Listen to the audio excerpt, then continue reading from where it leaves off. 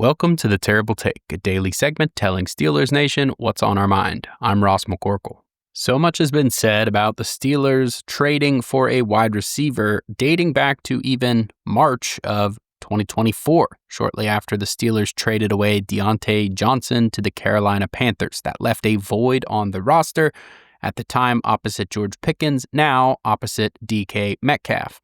As the trade deadline approaches in just a few weeks, the Steelers appear to be on the trade deadline radar for a deal, and that is supposedly at the wide receiver position they are looking. Adam Schefter reported that on the Pat McAfee show today. Maybe they do trade for somebody, but here's why I wouldn't break the bank or trade away anything significant for a wide receiver at this point in time. Let's face it, if DK Metcalf gets hurt, the Steelers are toast anyways. They're not going to be able to bring in somebody significant enough to replace that on their roster. Then you have the matter of wide receiver 2 opposite Metcalf, and Calvin Austin III is injured right now, but is expected to be back in the coming weeks, maybe even this week. Mike Tomlin didn't totally close the door on him.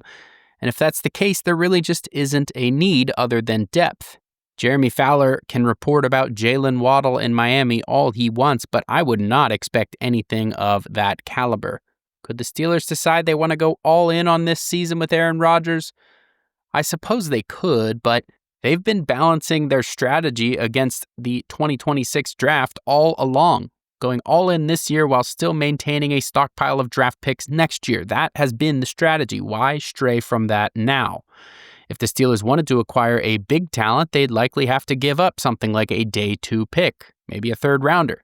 And they can't trade any of those projected compensatory picks they're supposed to get until they become actual picks. They don't have them to trade right now, which means they'd need to give up an original pick. That's a pick that would be better than anything they get compensatory. With 12 projected draft picks, it's easy to say, what's just one of those picks? But the Steelers may need to package up to move way higher in the first round to pick the quarterback that they like, especially since there appears to be fewer quarterbacks than initially anticipated in this draft. Could they make a significant trade? Sure, but I really don't expect that to happen as the Steelers stay the course for the 2026 NFL Draft. Be sure to follow us at SteelersDepot.com and check out episodes of The Terrible Take every day at 5 p.m. Eastern Time. And check out The Terrible Podcast with Dave Bryant and Alex Kozora every Monday, Wednesday, and Friday.